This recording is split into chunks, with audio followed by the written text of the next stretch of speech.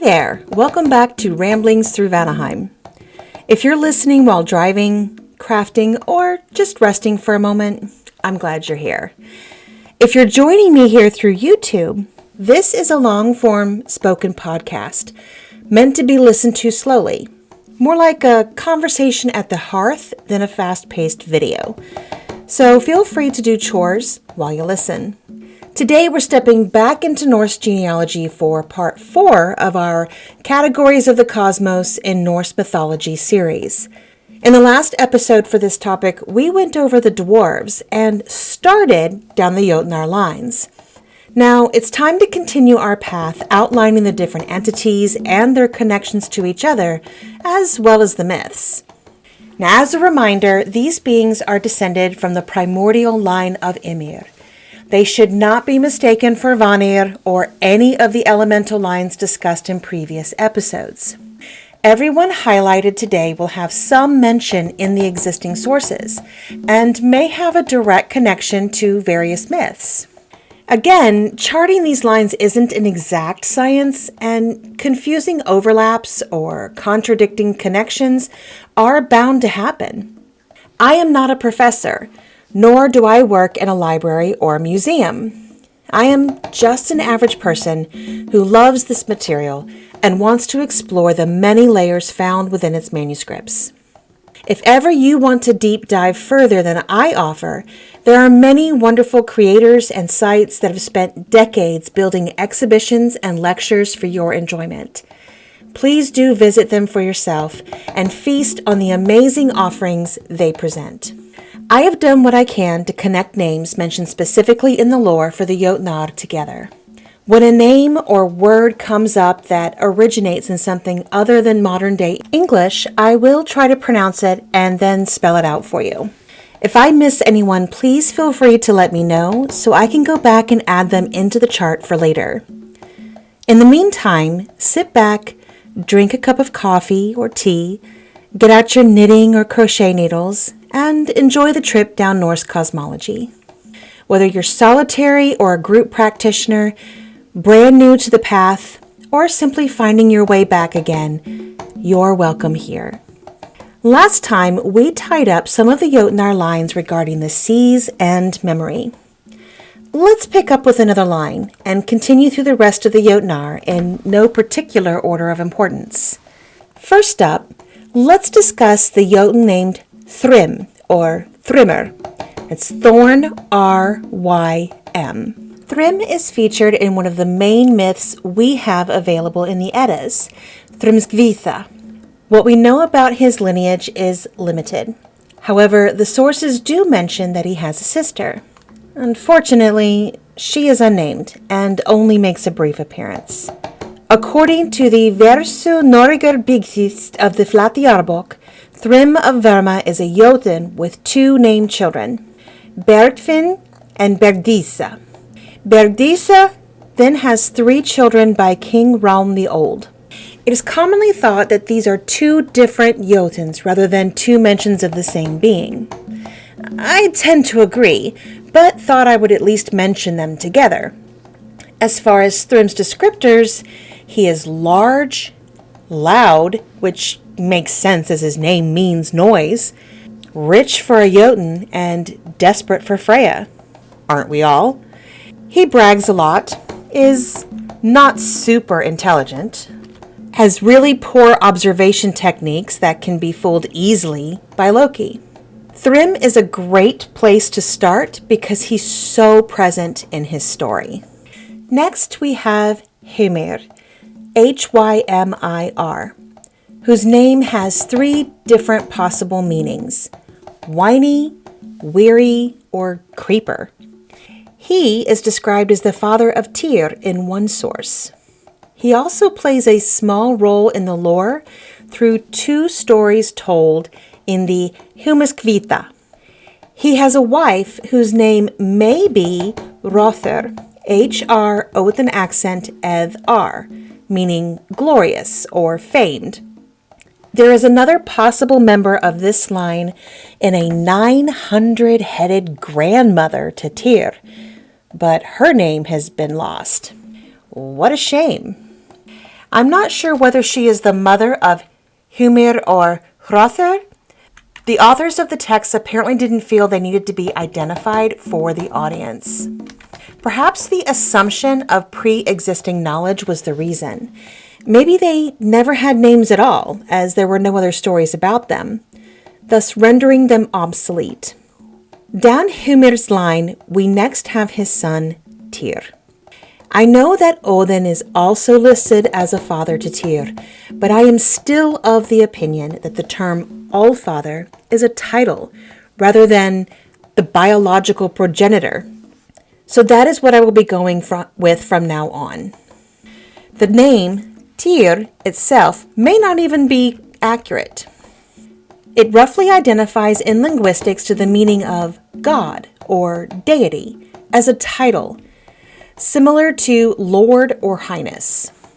It may have been used to identify a male deity by another name. However, we have lost that name to time and are only left with the title. There is a mention of a wife and Lokesana, but her name is not given. I'm sensing a theme here when it comes to women. In order to make a potential connection, we can pull from Anglo-Saxon and Germanic sources. It's a plausible connection since Tyr appears in archaeological finds for Anglo-Saxon and Germanic digs. The name we will assign for his partner will be Zisa, Z-I-S-A, a goddess whose role is loosely described as breaker of chains. I was fortunate enough to attend a lecture by a devotee a few years ago where he outlined the probability of Zisa as Tyr's wife and how he came to the moniker I just listed. It settled so well within my spiritual UPG that for me, it is a justifiable connection. She would be considered another of the Jötnar line, but I don't have any progenitors for her. They have a son, according to Loki, but he tries to claim carnal relations with Zisa, and that the son produced is his. One would think this would be a huge insult worthy of outrage, but Tyr just shrugs it off as inconsequential. We don't have a name preserved for this child, which brings us to the end of the line. Then we arrive at a being named Ulvaldi, O with an umlaut, Lvaldi, meaning all-powerful or ale ruler. His claim to fame is being very rich and then dying. I don't know about you, but it seems like all of these Jötnar have a tendency to be wealthy. Where the heck did they get all these riches from? Ulvaldi is stated to be the father of 3 sons. Thiassi, Thorn, J-A-Z-I, or the crashing one. Gangr, G-A-N-G-R, walker or one who goes. And Ivi, I-Ev-I. Thiassi is the only son named with a descendant, a daughter named Skathi, S-K-A-Ev-I, meaning damage, harm, or shadow. Thiassi features as a main character for one myth, then as a front reference for a second one, and a brief mention in the third. This third one is where we run into Ulvaldi and his sons. Ulvaldi himself has very little in the way of descriptors. He's there, he's named, but he isn't built up through actions or personality. The only thing that actually defines him is a single detail that gets repeated: his wealth. His sons divide that wealth in a way that's oddly specific. They measure it out by the mouthful. Considering how many hands money goes through and how filthy it is as a result, it's such a strange physical image to use in describing how an inheritance is divided. And this description lingers far longer than a detailed explanation ever would. Let's move on to a figure that may or may not be real. Holgi, H-O with an accent, L-G-I. Holgi is thought to be the father of 2 daughters named Thorgerðr, Thorn, O-R-G-E-R-Ð-R, perhaps meaning fenced in thunder? and Irpa, IRPA, meaning dark brown. When I say that he may not be real, what I mean is the name may just be an eponym for an area in Hålogaland, located in Norway, rather than an actual person. I am only including him in reference to his daughters rather than someone of note. The more important connection to remember is Thorgerðr. She actually had a little bit of a following in Norway, where there are a few mentions of men that made offerings for her protection. We do not have much about her sister Irpa. However, when they are referenced, it is usually together rather than separated. Both Thorgerðr and Irpa appear in genealogical lists and scattered saga references, which makes the cool thing about this preservation to be how firmly regional their presence feels. They're tied to land, territory, and local influence. You don't get detailed stories about them, but their mere mention shows an importance otherwise glossed over.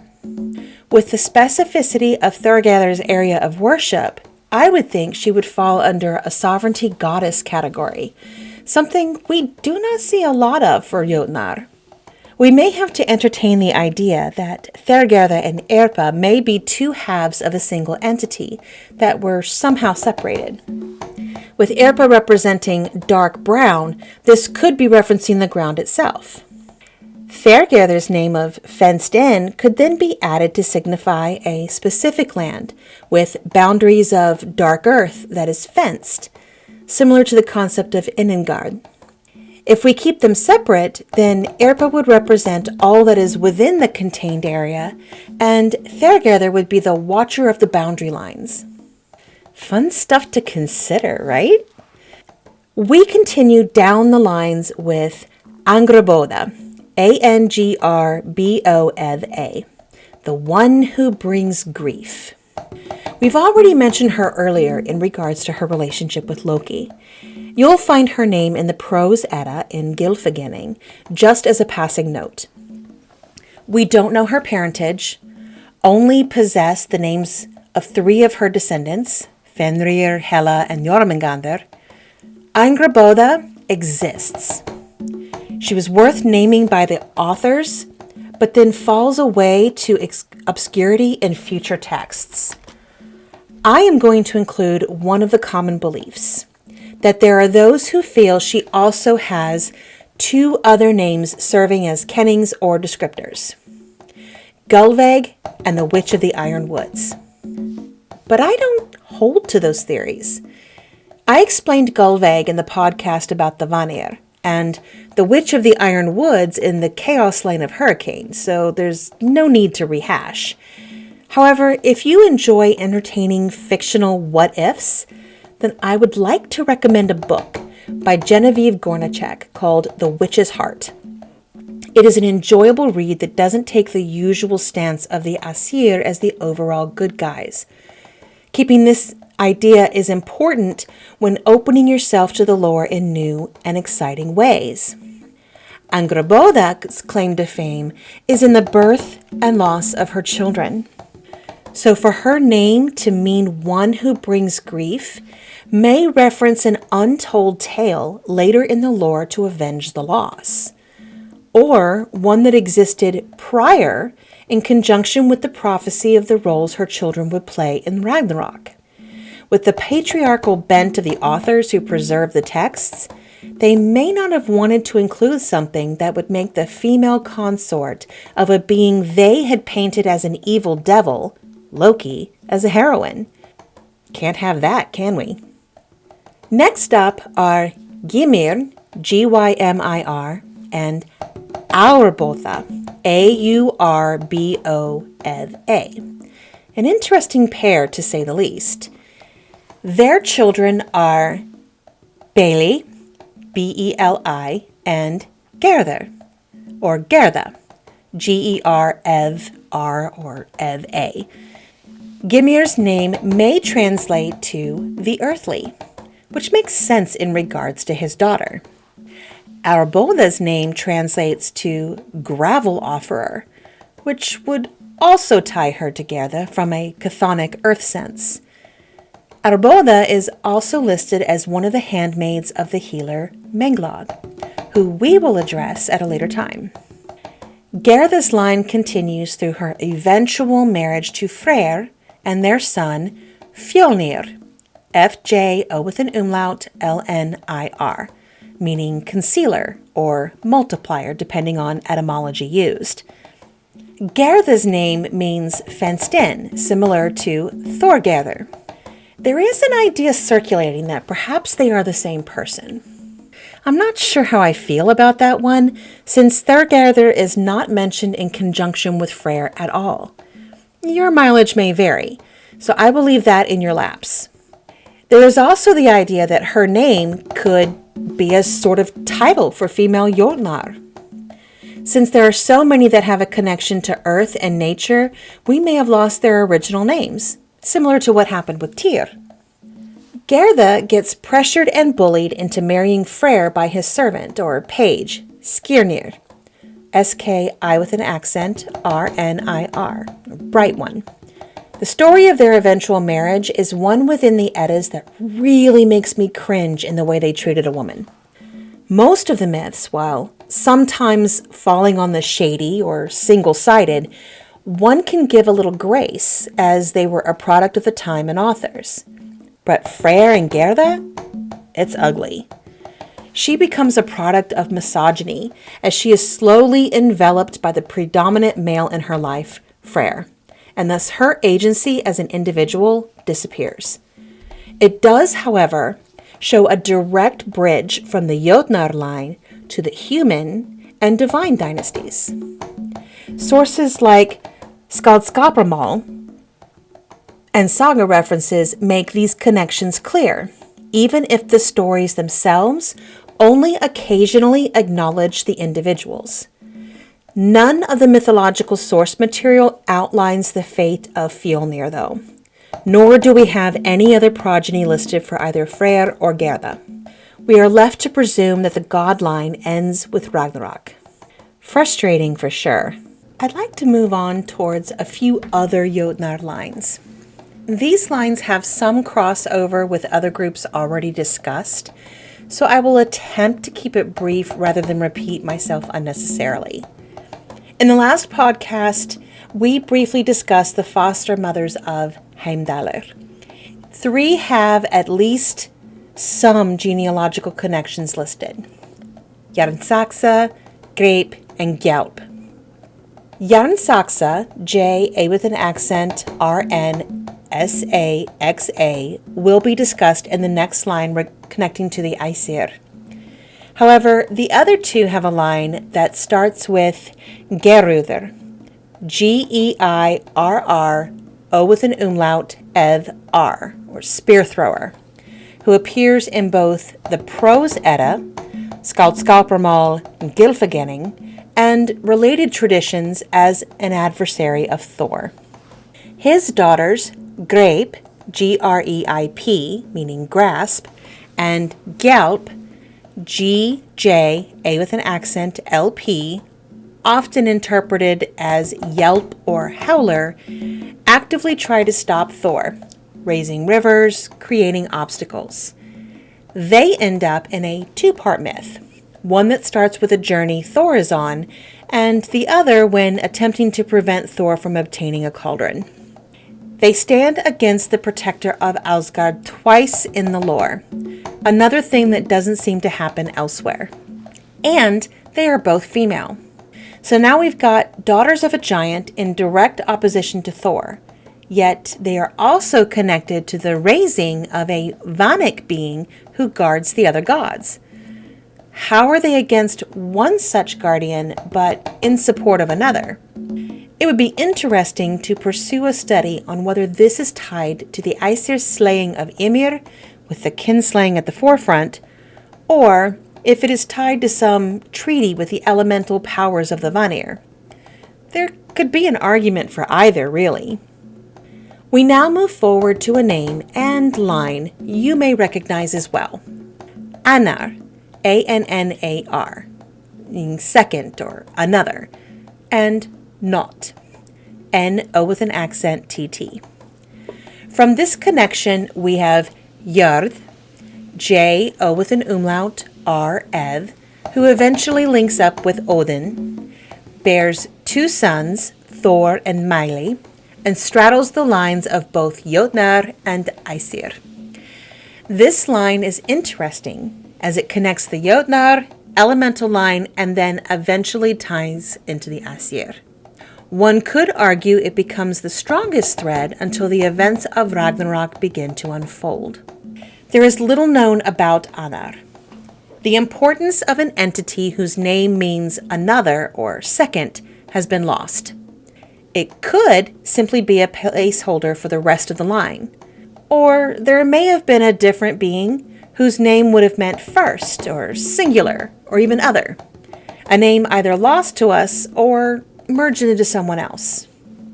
Not we discussed last time, so there is no need to continue. Jörð's name specifically translates to earth. So we have yet another giantess whose name references land in some capacity. Her more famous son we will discuss with the Æsir line. But Meili, M-E-I-L-I, we can quickly review.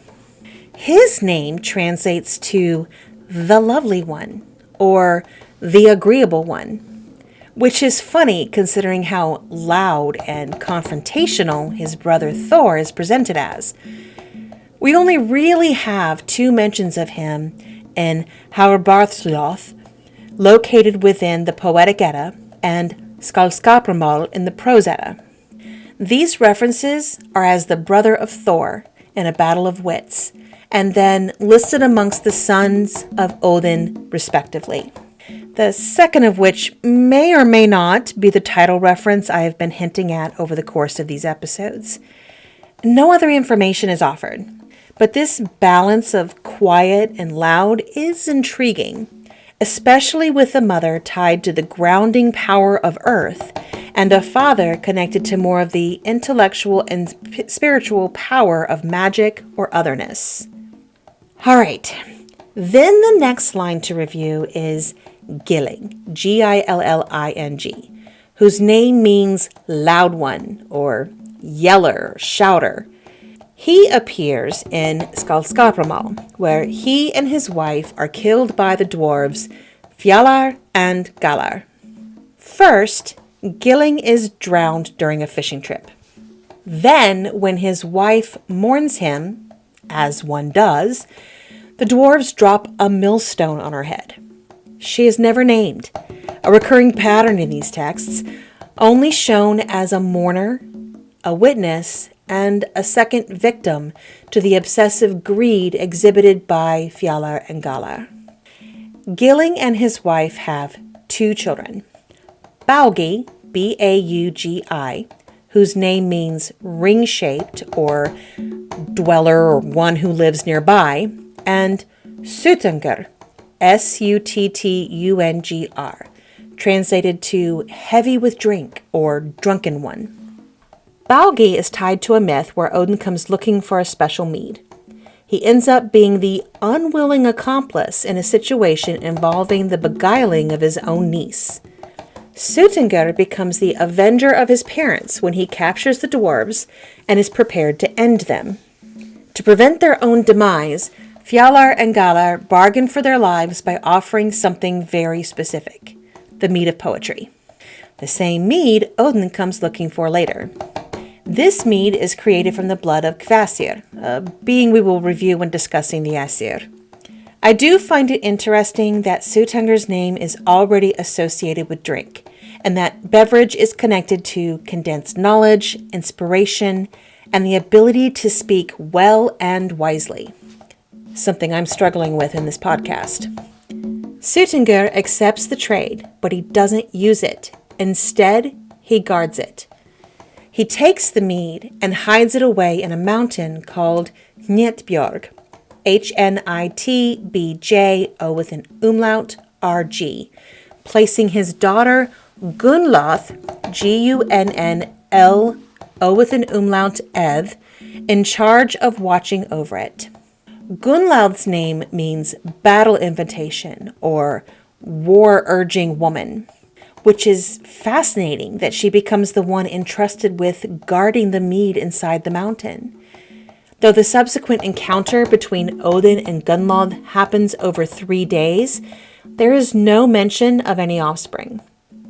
This is unusual, considering most of Odin's hookups from powerful giantesses result in at least one descendant. It may be that we have lost the name here as well, or the link to someone else present in the lore isn't preserved. It definitely gives us food for thought. We now approach a line that I have a personal passion for. Aurvandil, Aurvandil, meaning shining forearm, and Groa, Gro with an accent A, or growth or healing. Aurvandil appears in Skaldskaparmal as a cosmic traveler, and Groa is both a seeress and a healer. To our knowledge, they have a single son, Svipdag, Svipdag, meaning sudden day. Aurvandil appears linked to heavens and stars through an interaction with Thor. In this, he becomes directly connected to that elemental line of time within the house of Mundalfari, as a form of guiding celestial being. Groa also appears in that same tale with Thor in her capacity as a healer, but she has a stronger storyline elsewhere. Svipdagsmal, comprised of 2 poems, Groagaldr and Fjolsvinnesmal, is which we see her as a witch and seeress determined to protect and guide her son through his adventure ahead. In that tale, Groa has passed away and been reanimated by her son to move the tale along. However, Svipdag has a stepmother, who is described as cruel but with no name. Clearly, Aurvandil remarried after the death of his first wife, but again, we have no descendants mentioned. Svipdag searches for and marries Menglod, Mengl, O with an umlaut, Eth, meaning many songs. Menglod's line is similarly sparse. She is the granddaughter of Svafþorin, Svafr, Thorn, Orinn, meaning drowsy or slumbering one. But the name of his son does not appear in any existing sources. There is a popular theory that Menglod is another name for Freya. Menglod's name can also mean the one who takes pleasure in jewels, which could be a reference to Freya's famous necklace. But in my own UPG, I do not see them as one and the same. Svafþorin doesn't really show a connection to Njord when the meanings of names come through. I just don't think it holds water. Plus, this line wraps up with the union of these 2 people, while Freya has 2 named daughters. Another figure appears in conjunction with the story of Svipdag and Menglod. Fjolsvidr, whose name means much wise or very wise. Fjolsvidr is not just a guard. He is a keeper of thresholds, a mediator of knowledge, a figure who ensures that access must be earned, not taken. He filters information rather than hiding or taking it. He stands at the gate and makes it very clear that if you don't understand what you're asking for, you're not getting through. There is another part of the equation when it comes to comparing Fjolsvidr and Svipdag to other beings. Due to his name translation, another popular theory is Fjolsvidr as another name for Odin, while Svipdag may well be Other. I've also seen those that would consider Svipdag to be Odin, but in my opinion, both ideas regarding Fjolsvidr and Svipdag would be in opposition to other incarnations of Odin. I want to go over one more Jötn before wrapping up this session. Hrimgrimnir, Hri with an accent, Mgri with an accent, Mnir, whose name roughly means frost-masked one, or rhyme masked one. Appears in Skirnismal as a threat from Skirnir against Gerda's reputation and safety, by insinuating if she failed to submit to his demand to marry his master Freyr, she would be banished to be the plaything of this Jötn. This implication is that it is a cruel and abusive fate that would bring dishonor to her and her family. Hrimgrimnir's role is more of a consequence should this giantess not comply, rather than a full participation in the mythos. With his name, I think he may be one of the few frost Jötuns listed with a specific purpose. When we look at the Jötnar line, it's tempting to think of it as a list of names, a checklist of figures passing inheritance along. But the more you explore, the more you realize it's a living network, almost like looking at the pulse of the cosmos itself. Each figure, each line carries not just ancestry, but influence, force, and potential. Some exist to preserve, some to threaten, some to shape cycles, and some just exist at the edges, quietly moving the world along. Thank you for sitting with me today. Next time, we'll head into April and all it has to offer. I had hoped to finish up these extraneous Jötnar, but as with the other lines, this has become more complex than I first thought. New ideas are floating to the surface with each new line discussed, and I really want to take the time to get there. My lovely little heathens and heathen friendlies, have a beautiful week as spring blooms around us. Keep those layers on for a little bit longer until the sun begins to warm in earnest. Remember your connection to the divine, and in the middle of everything swirling through the world right now, don't forget to find your sacred breath.